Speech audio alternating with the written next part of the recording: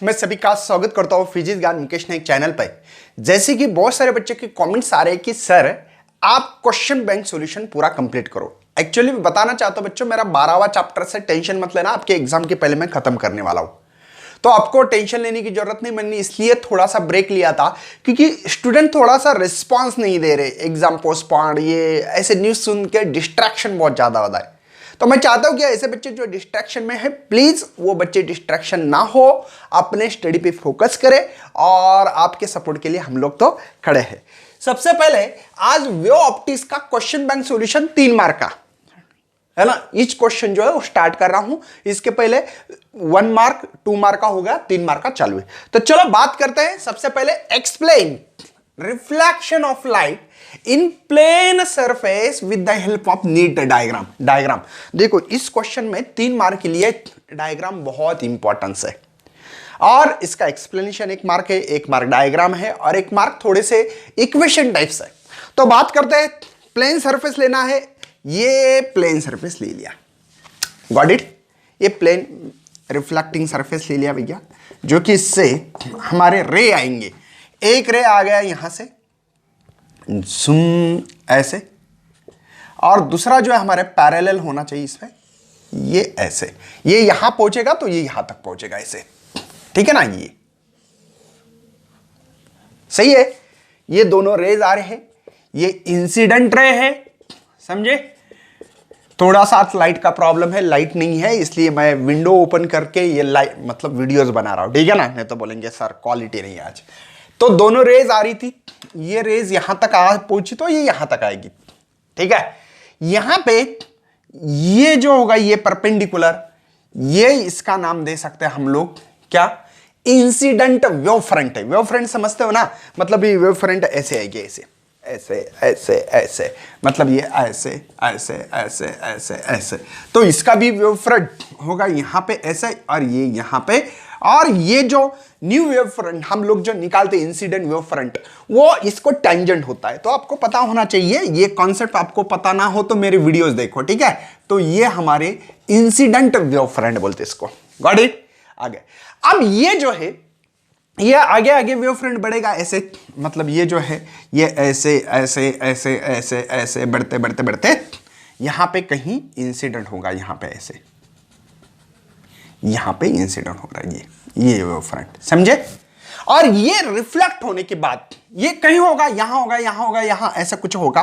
तो हमने माना कि यहां जुम जुम जुम जुम करते करते, मतलब ये ऐसे ऐसे ऐसे ऐसे ऐसे ऐसे करते करते यहां पे हो गया, कंसीडर कर रहे, ठीक है ना। ये कोई ऐसा परफेक्ट डायग्राम तो नहीं है, ओके। तो ये वेव फ्रंट होगा यहां पे, ठीक है। अब आपको पता न्यू वेव फ्रंट कैसे निकालते हैं, ये जो है इसको क्या करते हैं हम लोग, परपेंडिकुलर होना चाहिए। देखो ये परपेंडिकुलर है, मतलब ये 90 है तो ये भी 90 होगा, ये भी अपना 90 होगा। तो यहां पे ये निकाला मैंने, समझे।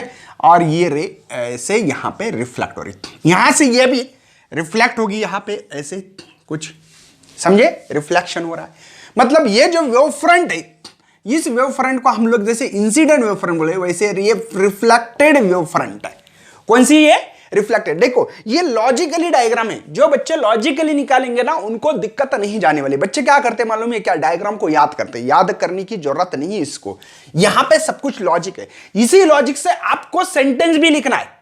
कैसे बोलेंगे, ये और ये दो वेव फ्रंट जो इंसिडेंट रेज है, ये इंसिडेंट ए पे होगा, दूसरा बी पे होगा, न्यू वेव फ्रंट है ए बी, बताना पड़ेगा आप लोगों को यहां पे, ओके।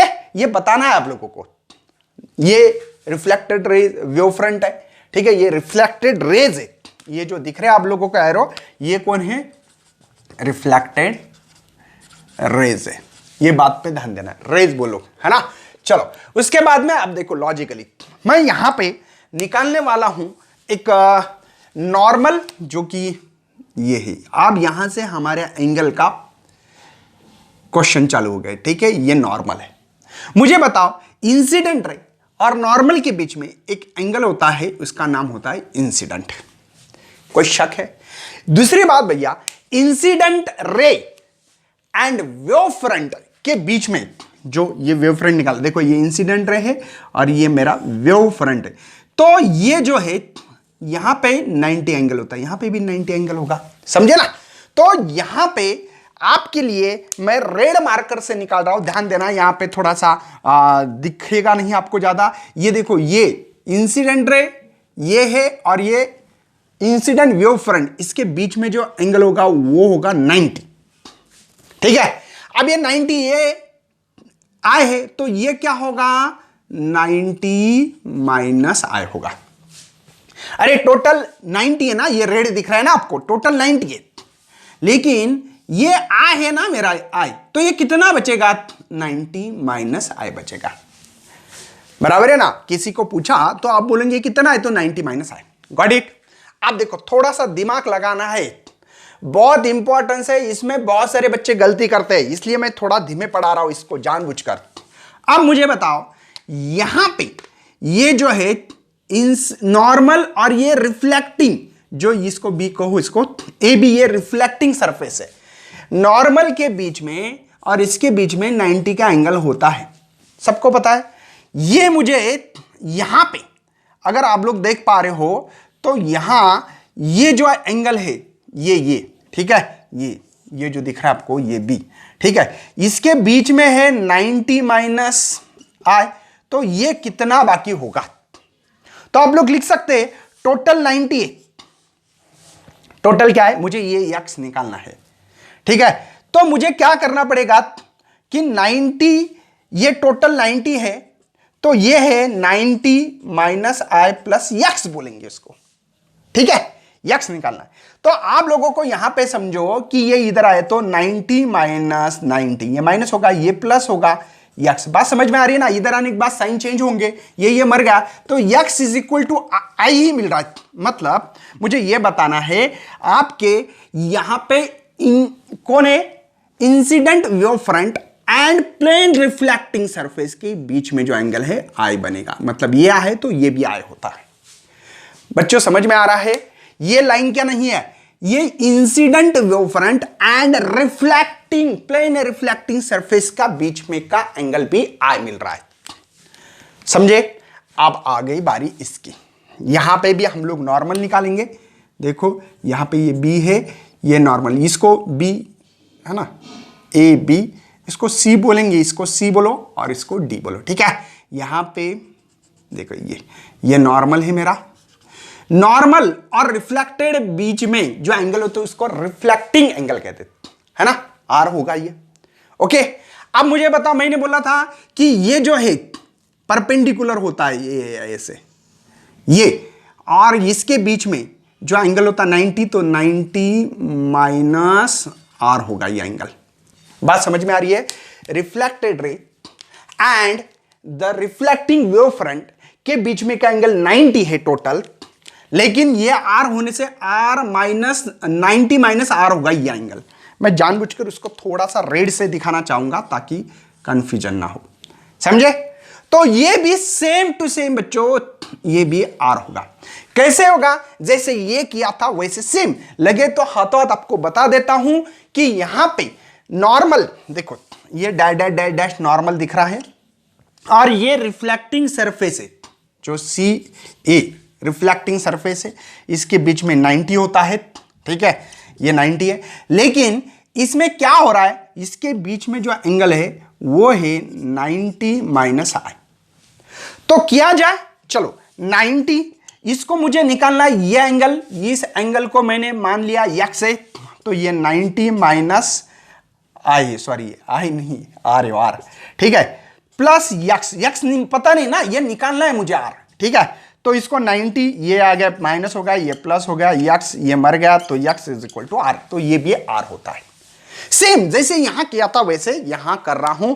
ये अब हो गई आपकी डायग्राम परफेक्ट, और भी बाकी, परफेक्ट नहीं बोलूंगा मैं इसको, ठीक है, और भी कुछ बाकी हिस्सा देखते हैं, आगे बढ़ते हैं। आप लोगों को ये तो पता है कि ये जो एंगल है परपेंडिकुलर, ये भी परपेंडिकुलर है। क्यों परपेंडिकुलर पता है ना आप लोगों को, ओके। वेव फ्रंट और रे के बीच में जो एंगल होता है वो 90 है। खुश हो गए बच्चों सभी, पता लगा है कि क्या हो रहा है क्या नहीं है, ये पता होना बहुत ही जरूरी है।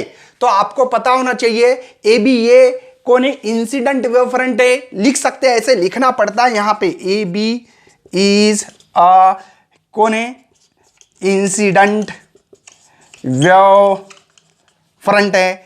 उसके बाद में सी डी कौन है, इज है ना रिफ्लेक्टेड वेव फ्रंट। लिख सकते हैं, आपको लिखना है तो ठीक है ना, बात समझ में आ रही है।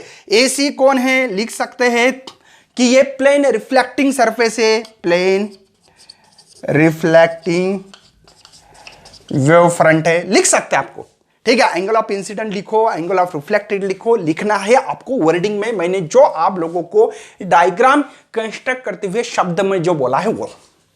खुश है सभी बच्चे? चलो उसके बाद में एक बात करते हैं। यहां पे मेरे पास दो ट्राइंगल दिखाई दे रहे, एक तो ए बी सी दिखाई दे रहा है, और दूसरा है ए डी सी। देखो मैं दोनों डायग्राम को यहां पे ड्रॉ करने की कोशिश कर रहा हूं। ए बी, देखो यहां पे ए, ये है बी, ये जो है थोड़ा सा लंबा है ऐसे, ठीक है, सी। ओके, आप लोगों को मुझे बताओ ये डिस्टेंस कितना है, ए से डी और बी से सी कितना डिस्टेंस है ट्रैवल कर रही है। तो स्पीड का फार्मूला पता होता है डिस्टेंस अपॉन टाइम, तो डिस्टेंस होगा v इंटू टी।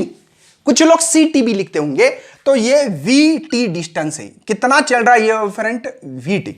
ये भी वेव फ्रंट है भैया आफ्टर रिफ्लेक्टिंग, तो ये भी वी टी है। कौन सा, ए से डी वी टी है और बी से सी भी वी टी है। तो यहां पे मुझे ए से बी पता नहीं है, लेकिन ये पता है 90 है बोल के। ये ए सी देखो मैं बताऊंगा क्या है तो, और बी से सी जो है वो है वी टी। चलो वी टी। सेम डायग्राम मेरे पास दूसरी है, वो है देखो यहां पे, ये कैसे बताओ ए डी सी, ठीक है। यहां पे ये है वीटी, देखो ये वीटी दिख रहा है, ये परपेंडिकुलर होता है पता है, और एसी। एक बात, दोनों ट्रायंगल में क्या सिमिलरिटी बात करते, ए और सी, देखो एसी और एसी ये सेम है, क्यों, क्योंकि कॉमन है, दोनों ट्रायंगल में एसी एक कॉमन है। Got it. यहां पे वीटी और ये वीटी सेम डिस्टेंस है, एक ट्रायंगल भी सेम है, 90-90 है, मतलब ये आपकी बाजू ये बाजू सेम है, ठीक है। उसके बाद में ये जो ट्रायंगल है यहां पे एंगल ऑफ, यहां नहीं, ये ए बी सी, ए बी सी ये है एंगल ऑफ इंसिडेंट, यहां पे ए डी सी यहां पे है रिफ्लेक्टेड। एक बात मुझे बताओ कि यहां पे वीटी और वीटी सेम है, बात समझे, तो इसके सामने वाला एंगल भी सेम होगा। मेरी बात समझ में आ रही है? अरे वीटी के सामने जो एंगल होगा, वीटी के एंगल इसके अंदर का जो एंगल होगा वो सेम होगा। तो इसीलिए हम लोग लिख सकते हैं triangle of A B C similar A D C.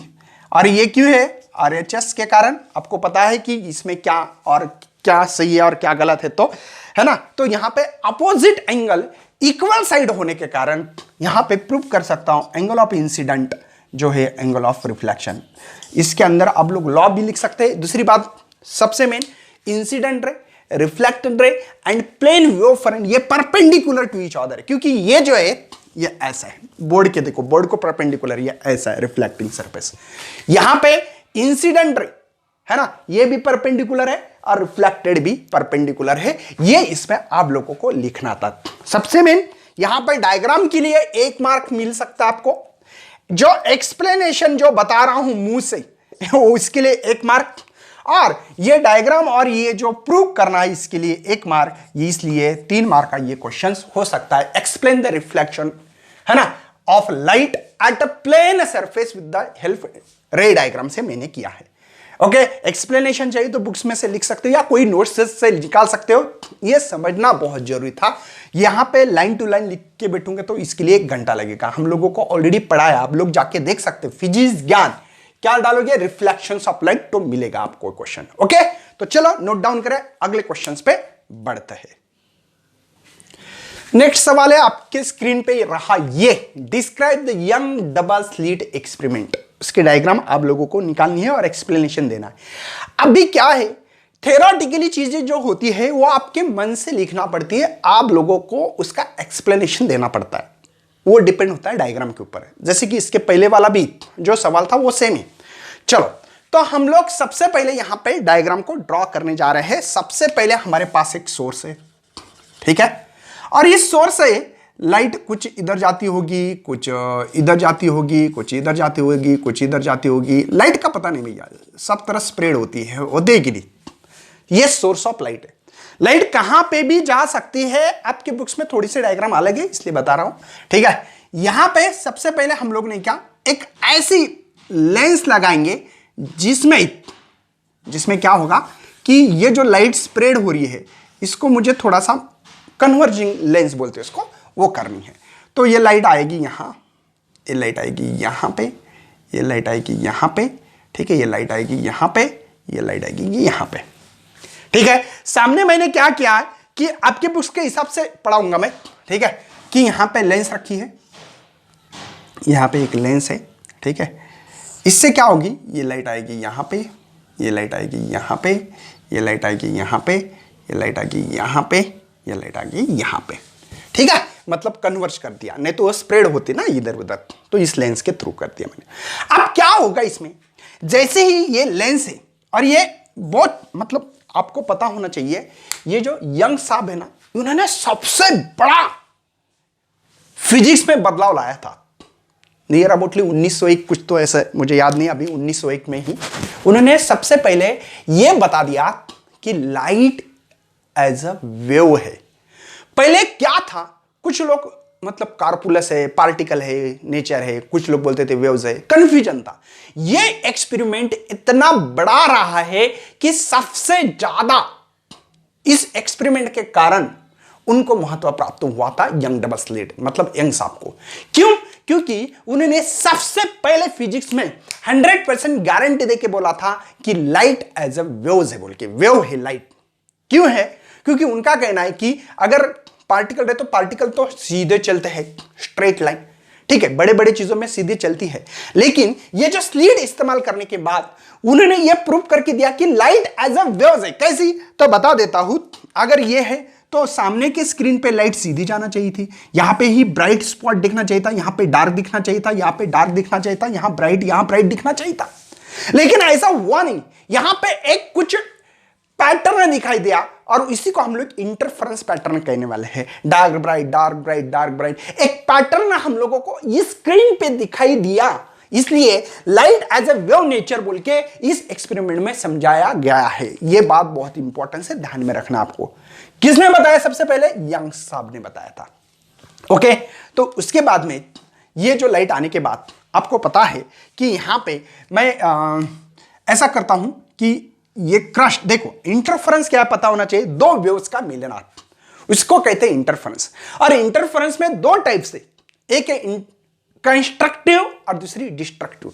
Constructive मतलब ब्राइट, मतलब यहां पे क्रश टू क्रश या ट्रफ टू ट्रफ अगर कोलाइड्स होते, कोइंसाइड होते, तो ब्राइट पॉइंट दिखाई देगा हमारे स्क्रीन पे। अगर एक ट्रफ और एक क्रस्ट हो या ट्रफ क्रस्ट के ऊपर कोइंसाइड हो तो वहां पे डार्क पॉइंट दिखाई देता। इसीलिए यहां पे मैक्सिमा और मिनिमा, मैक्सिमम मतलब ब्राइट पॉइंट और मिनिमम मतलब यहां पे इंटेंसिटी डार्क पॉइंट होगा। यह बात ध्यान में। कंस्ट्रक्टिव इंटेंसिटी मैक्सिमम मतलब ब्राइट पॉइंट, डिस्ट्रक्टिव मतलब मिनिमम इंटेंसिटी मतलब डार्क पॉइंट। कंस्ट्रक्टिव मतलब क्रश टू क्रश या ट्रफ टू ट्रफ कोइंसाइड हो तब कंस्ट्रक्टिव इंटरफेरेंस होता है। डिस्ट्रक्टिव मतलब एक क्रश एक ट्रफ के ऊपर या ट्रफ क्रस्ट के ऊपर इंसिडेंट हो। बात समझ में आ रही है? चलो, ये डैशेस जो है भैया, ठीक है, ये है हमारा, ये ऐसे, ठीक है, ये ऐसे, ये ऐसे, ये। अब मेरी इतनी खास तो डायग्राम नहीं है कि मुझे भी पता है, क्योंकि मैं इतना अच्छा खासा पेंटर तो नहीं हूं, ठीक है, ऐसे। तो इससे मैं जानबूझकर अभी क्या करूंगा, ब्लू पेन इस्तेमाल करता हूं डाई डैश के लिए। डाई डैश समझते हो ना कौन है? तो डाई डैश मतलब भैया ट्रफ है, ठीक है, ध्यान देना यहां पे, ये ऐसे। अब यहां पे हम लोगों को देखना है हमारे स्क्रीन पे क्या तैयार होने वाला है। अब मेरी डायग्राम इतनी अच्छी नहीं है, आप लोग अपने बुक्स में देखना है, मुझे बस एक बात ध्यान देना है। डाई डैश मतलब क्या है? ट्रफ है। और कंटिन्यूसली लाइन मतलब क्या है? क्रस्ट, ये बात पे ध्यान देना। चलो, तो इससे हम लोगों को देखना है हमारे स्क्रीन पे कि क्या इफेक्ट हो रहा है और क्या नहीं है। तो सबसे पहले देख सकते हैं हम लोग यहां पे मेरे पास क्या हो रहा है कि सेम लाइन वाले और भी निकालना चाहते हैं, चलो निकालेंगे, उसको क्या है। देखो कंटिन्यूस लाइन मैंने जानबूझकर यहां पे, ठीक है,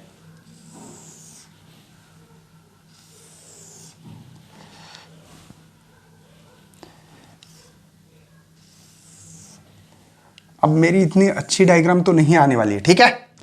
और ब्लू पेन जो है वो ट्रफ के लिए हमने इस्तेमाल किया है, ओके। अब ये तो सच है, अरे भगवान, मेरी डायग्राम भी इतनी गंदी और मेरा काम भी इतना गंदा, ऐसा नहीं लगता है सर। चलो ओके, ये देखो, इससे क्या है, जो कंटिन्यूअसली लाइन अगर एक दूसरे को कोलाइड्स हो या डॉट डॉट लाइन कोलाइड्स हो, वहां पे ब्राइट पॉइंट होता है। जैसे कि एग्जांपल के तौर पे यहां पे देख सकते हैं हम लोग, देखो ये पॉइंट, ये पॉइंट, ये सेम वाला है, ठीक है, यहां पे ये भी सेम वाला है आई थिंक, ठीक है। तो इससे ऐसी लाइन कुछ बनेगी, यहां पे ब्राइट पॉइंट तैयार होगा, ठीक है। अब मेरा इतना खास नहीं आ रहा, मैं जानबूझकर बोल रहा हूं आप लोगों को, ठीक है। एक देखो यहां पे ब्राइट पॉइंट होगा, एक सेंटर में भी होगा, कहीं होगा, देखो ये, ठीक है, ये भी है, ये भी है, तो इससे ये पॉइंट तैयार होगा, ठीक है। यहां पे एक क्रस्ट एक ट्रफ देखेंगे अभी, एक क्रस्ट एक ट्रफ है, देखो यहां पे, ठीक है, कहीं होगा और भी, एक क्रस्ट एक ट्रफ। तो ये जो है ये ब्राइट है तो ये डार्क होगा, ठीक है। यहां पे एक क्रस्ट एक ट्रफ है, एक क्रस्ट एक ट्रफ होगा, ऐसे देखो, तो ये होगा यहां पे डार्क, यहां पे होगा दोबारा ब्राइट डार्क, ऐसे फ्रिंजेस देखेंगे भैया, ठीक है, डार्क ब्राइट डार्क, कनेक्ट करना। अब इतनी डायग्राम मेरी तो अच्छी तो नहीं है, देखना है। अगर देखो मैं यहां पे बोलता हूं आपको, रेड के साथ, रेड के साथ कोलाइड्स हो रही है, ठीक है, और एक ब्लू के साथ, ब्लू डैशेस है मेरे यहां पे, ठीक है, ये तो ये भी हमारा इस पॉइंट को कनेक्ट करते हुए जाएंगे तब ब्राइट पॉइंट दिखेगा। बात समझे। अगर हमारे यहां पे आप लोग देख पा रहे हैं कि एक रेड है, ठीक है, और एक ब्लू पेन के साथ, ठीक है, यहां पे ये, तो यहां पे जो होगा, ऐसे जो पॉइंट होंगे यहां पे डार्क पॉइंट तैयार होगा। ब्राइट कब होगा, crest to crest, red to red, हमारा मार्कर यहां पे क्रॉस कर रहा है, या ब्लू टू ब्लू, तो ब्राइट पॉइंट होता है यहां पे। और यहां पे ऐसे निकाल सकते हैं हम लोग ऐसे, ठीक है, एक ब्लू पेन और एक डार्क पेन अगर कोलाइड्स हो तब हमारा डार्क पॉइंट तैयार होता है। बस यही थ्योरी है इसकी। तो यहां पे इस चीज के कारण समझ में आ गया था कि यहां पे कुछ इंटरफेरेंस पैटर्न तैयार हो रहा है, मतलब ये जो वेवलेट्स है, उसको वेवलेट बोलते हैं हम लोग, है ना। इस वेवलेट के कारण, कोई कोलाइड्स होने के कारण यहां पे वेवफ्रंट बोलो इसको, है ना, ये वेवफ्रंट्स बोल सकते हैं, सॉरी। तो वेवफ्रंट के कारण यहां पे एक पैटर्न तैयार होगा हमारे स्क्रीन पे, इसी को हम लोग कहते हैं यहां पे कि ये जो लाइट है, ये लाइट वेव का नेचर दिखा रही। अगर हमारी पार्टिकल रहती तो क्या होता, तो आप लोगों को समझ में आता कि ये स्ट्रेट लाइन जाके जहां पे लाइट आ गई वहां पे ब्राइट, जहां अंधेरा है वहां पे डार्क दिखाना चाहिए था, लेकिन ऐसा नहीं हो रहा है। तो ये एक्सपेरिमेंट सबसे मेन इंपॉर्टेंट इसलिए बच्चों, समझे, ये डायग्राम निकालनी है। और मैं जो एक्सप्लेनेशन दे रहा हूं आप लोगों को, constructive interference, destructive interference, interference क्या है, ये सब कुछ चीजें बताते हुए यहां पे आपको बताना है, क्रस्ट को अगर होता है तो स्क्रीन पे हमको ब्राइट दिखता है, क्रस्ट ट्रफ को होता है तो डार्क दिखाई देता है, ये बताना है। और ये इंटरफेरेंस पैटर्न यहां पे होता है, यही इसके अंदर कहानी बतानी थी। तो ये नोट डाउन करें ताकि सभी बच्चों को इसका इंपॉर्टेंस पता होना चाहिए, ओके। नेक्स्ट क्वेश्चन है 3rd नंबर का, explain the experimental setup front of diffraction. Diffraction मतलब लाइट बेंड होना कॉर्नर पे, इसको डिफ्रैक्शन कहते हैं। इसमें फ्रेजनल और फ्रंट ऑफ डिफ्रैक्शन दो टाइप से, ये पता होना चाहिए, ठीक है। चलो, तो सबसे पहले यहां पे हम लोगों ने सोर्स लिया था, जो कि सोर्स से लाइट आपको पता है कि सब तरफ ऐसे लाइट चली जाएगी। मुझे उसको क्या करना पड़ेगा, सबसे पहले इस लाइट को आपको पता है कि यहां पे हम लोगों को इस लाइट को कन्वर्जिंग लेंस लगाना पड़ेगी, नहीं तो लाइट तो स्प्रेड हो जाएगी। तो इसलिए यहां पे ये लाइट आ गई, यहां पे ये लाइट आ गई, ये लाइट आ गई, ये लाइट आ गई, ये लाइट आ गई, सब तरफ लाइट आ गई। अब हम लोग क्या करने वाले हैं, फ्रेनहोफर डिफ्रैक्शन मतलब लाइट कहीं से इन्फिनाइट डिस्टेंस से आती है, ये बात आपको पता होना चाहिए। इन्फिनाइट डिस्टेंस है तो इन्फिनाइट डिस्टेंस स्क्रीन का और इसका डिस्टेंस होने के कारण यहां पे आपके बुक्स में ओनली ऐसा करके यहां पे छोड़ दिया है, बाद में यहां पे कोई बता दिया है ऐसे, ठीक है ना। तो मैं क्या करने वाला हूं, एक्चुअली यहां पे हम लोग ने क्या एक काम करते हैं कि यहां पे ये लगाते हैं, इसको क्या कहते हैं कि स्लिट लगाएंगे, ठीक है। तो इस स्लिट को हम लोगों ने लगा दिया, एक ऐसे बात कर रहे हैं कि स्लिट लगा दिया, ओके, यहां पे स्लिट लगा दी। तो मैं इसको एक्चुअली यहां से ही लाइट आपको डिफ्रैक्शन हुआ दिखाई दे रहा है, लेकिन मैं यहां पे आप लोगों को, ठीक है, यहां पे ये लाइट आ रही है ऐसे मान के चल रहा हूं और यहां पे इसको छोड़ दिया मैंने, ओके। आप देखेंगे कि यहां पे लाइट आने के बाद मैं ज्यादा लाइट नहीं दिखाऊंगा, यहां पे और एक लेंस लगाना पड़ेगी। इस लेंस को क्यों लगाया गया पता है ना आपको, क्योंकि ये यहां पे कन्वर्ज और भी होगी, स्प्रेड हो गया ऐसे, तो इसलिए मैंने इसको कन्वर्जिंग लेंस लगाया, इसको बाइफोकल लेंस कहते हैं आप लोग, ठीक है। और ये आपकी स्क्रीन है, ठीक है। इससे लाइट आ गई, समझो यहां पे एक लाइट आ गई, यहां पे भी आपकी जो लाइट है वो लाइट आ गई यहां। इसका काम होता है लाइट को कन्वर्ज करना। तो यहां पे आपको एक सेंट्रल ब्राइट बैंड कहूंगा, इसको P0 कर दिया आपके बुक्स में।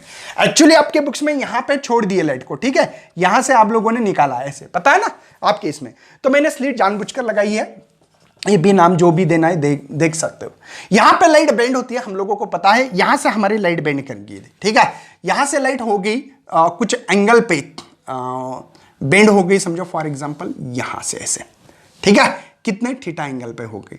तो यहां पे भी एक थीटा एंगल पे बेंड होगी, कंसीडर करते हैं, ठीक है। और यहां पे इसको मर्ज करते हुए कुछ ऐसे यहां पे ये दूसरा पॉइंट मिलेगा। ऐसे यहां पे बहुत सारे लाइट आप तो यहां से भी निकाल सकते हो, ठीक है, ये यहां से भी निकाल सकते हैं ऐसे, ठीक है, यहां से भी ये लाइट निकाल सकते हैं। निकालने को क्या है यार, कितना भी निकाल सकते हो, लेकिन यहां पे फ्रेनहोफर डिफ्रैक्शन की ये डायग्राम आप लोगों को निकालनी है। डायग्राम के ऊपर ही सवाल है मैक्सिमम। मुझे लगता है कि 3 मार्क के लिए डायग्राम मतलब क्वेश्चन नहीं देंगे, 2 मार्क के लिए देंगे, और थोड़ा सा लिखना पड़ेगा कि हम लोगों ने कितने लेंस किए हैं, है ना। एक स्लीट इस्तेमाल किया है, कुछ लोग स्लीट ना इस्तेमाल करते दूसरा भी इस्तेमाल कर सकते हैं कि ये सोर्स ऑफ लाइट है, कन्वर्ज कैसे होती है ना, उसको कन्वर्ट करते हुए हम लोग लेके गए, लाइट बेंड होती है बताना है, और यहाँ पे कैसे यहां पे दिखाई देता है पैटर्न, आप लोगों को डिफ्रैक्शन होने के बाद ब्राइट डार्क पॉइंट कैसे दिखाई देता है, या आप लोगों को थोड़ा सा एक्सप्लेन करना है। मैं ज्यादा क्यों नहीं कर रहा हूं, क्योंकि मैंने ऑलरेडी एक्सप्लेनेशन किया है इसके बारे में, आप लोग मेरा वीडियो जाके देख सकते हो। उस वीडियो में मैंने बहुत सारा मतलब इसके बारे में बताया गया है। इसके बाद में न्यूमेरिकल लेते हैं, चलो तो इसको स्क्रीनशॉट डायग्राम आपके बुक जैसी निकालना है, मुझे समझा के देना था कि क्या हो रहा है इसमें, ओके। तो चलो नेक्स्ट न्यूमेरिकल की तरफ।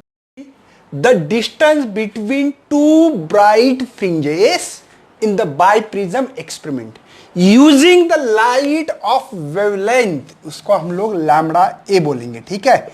वो दी वाली 6000 एंगस्ट्रॉम यूनिट, उसको कन्वर्ट करता हूं मैं, lambda A is equal to 6000 angstrom मतलब 10⁻10 मीटर।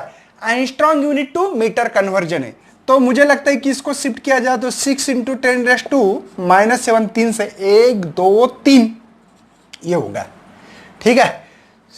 बाद में इसका वाई ए भी दिया है, अच्छा 0.32 मिलीमीटर है, तो वाई ए 0.32 मिली को मीटर में करना है तो -3 होता है, very good. By how much will the distance changes, मतलब मुझे वाई बी निकालना है ये बता रहा है। और तब वेवलेंथ कितनी है, लैम्बडा बी की वेवलेंथ है 400 है क्या, हाँ डबल नहीं 000 एंगस्ट्रॉम यूनिट, तो lambda B is equal to 4000 10⁻10 metre होता है। हम लोग शिफ्ट कर रहे हैं यहां पे 1 2 3, तो 3 से कम करना है तो 10⁻7 मीटर होगा। चलो बात करते हैं अभी, और हम लोगों को चेंजेस निकालना है, तो ये चेंजेस जो है वो आपको पता है, चेंजेस निकालना है तो चेंजेस इज इक्वल टू हम लोग निकाल सकते हैं Y A minus Y B, सही है बच्चों, okay. Y minus Y B निकालना है यार, वाई बी नहीं मेरे पास, वाई मतलब डिस्टेंस है, वो नहीं है, निकालना पड़ेगा यहां पे पहले, सबसे पहले, ताकि मैं चेंजेस निकालूं। तो मैंने बोला एक काम करते यार, वाई बी लैम्बडा ए, पता है ना, फार्मूला पता होना चाहिए, वाई ए लैम्बडा। देखो इसलिए वन शॉट लेक्चर इसलिए बनाया भैया, बच्चों को क्या होता है कि फार्मूले ही पता नहीं है, तो मैं मेरा कितना भी दिमाग लगाऊं कोई फायदा नहीं होने वाला है, ठीक है ना। तो इसलिए पता करवा दो भैया, वाई लैम्बडा बी, मुझे वाई बी निकालना है, तो वाई ए लैम्बडा बी लैम्बडा ए, तो वाई बी, चलो लैम्बडा ए की वैल्यू क्या है, वाई ए की वैल्यू निकालते पहले, ये मतलब इसको कन्वर्जन किया, 0.32 10⁻³ लैम्बडा बी है 4 × 10⁻⁷ डिवाइडेड बाय, यहां पे लैम्बडा ए है 6 × 10⁻⁷। मुझे लगता है कि ये 2, ये 3 जा, ठीक है ना, वाई बी। ओके, करते हैं यहां पे इसको किया तो 0.64 आ रहा है, डिवाइड बाई 3 आ रहा है, ये -7 -7 गया 10⁻³ है, तो वाई बी, चलो 0.2 जा, यहां पे 1 जा, सही है बच्चों, 1 जा, 1 बाकी है, तो 3 जा 4, ऐसा कुछ, तो आंसर 10⁻³ मीटर में मिल रहा है। सही है, आपका ये आंसर मिलना चाहिए। मेरे यहां पे थोड़ा सा, यहां पे कुछ ना कुछ तो, अच्छा यहां पे 4 8 दिया है, मैंने अभी क्वेश्चन बैंक में देखा भैया कि यहां पे क्वेश्चन बैंक के 4 8 है, इसलिए मेरा सा थोड़ा सा आंसर कहीं ना कहीं मिक्सअप हो रहा है। ये करवा सकते हैं, अगर ये 400 वैल्यू डालो तो भी मिलेगी, ठीक है, लेकिन आपके बुक्स के हिसाब से भी बताना बहुत ही जरूरी है। 0.8 करते, ठीक है, यहां पे भी मैं काम करता हूं, 4.8 10⁻⁷, है ना। आप देखो, आप आंसर करेक्ट आएगा जो भी आपके इसमें दिया है, क्वेश्चन बैंक के मेरे पास ये, ठीक है, क्वेश्चन बैंक के हिसाब से कर रहा हूं मैं। तो चलो बात करते हैं, है ना, 7 जा, ठीक है ना, ओके, करेक्ट है। हाँ चलो आप करते, ये गया, ये मर गया, ये 7 से मल्टीप्लाई करो, ये हो गया 14, ये होगा यहां पे 1 21 और ये 22, तो भी कुछ हो रहा है क्या, है ना, नहीं 8 जा, अरे यार कैसे हो रहा है, 8 जा, है ना, 6 8 जा 48, सॉरी, तो 8 2 16 1 कैरी 24 और 25, ये सही है। और पॉइंट कहां आएगा, तो ये यहां पे 0.8 है, बराबर है, कोई टेंशन है, समझे क्या क्या हो रहा है क्या नहीं है। ये भी मर गया था, यहां पे मुझे लगता है पॉइंट यहां आना चाहिए 10⁻⁻3, ये आंसर आपका अब आ गया सही, ठीक है। कहां गया डस्टर, चलो तो आगे बढ़ते हैं, ये मिला करेक्ट। अब हम लोगों को चेंज निकालना है, सबसे मेन चेंज क्या है हमारे पास, Y B, Y A minus Y B. चलो तो वाई ए क्या है मेरे पास, 10⁻³ को मैं बाहर निकालने वाला हूं, ये है वाई 0.32, है ना, माइनस 0.256, 10⁻³ को बाहर निकालता हूं, मतलब 0.32 में से 0.256, यहां पे कुछ नहीं, मतलब 0 है, तो यहां पे 10 में से 4 एक बाकी है, तो 11 में से 5 गए तो 6, सही है ना, यहां पे 2, तो ये मिल रहा है, मतलब ये जो मिल रहा है मुझे यहां पे चेंजेस वो 0.064 10⁻³ इतना आना चाहिए।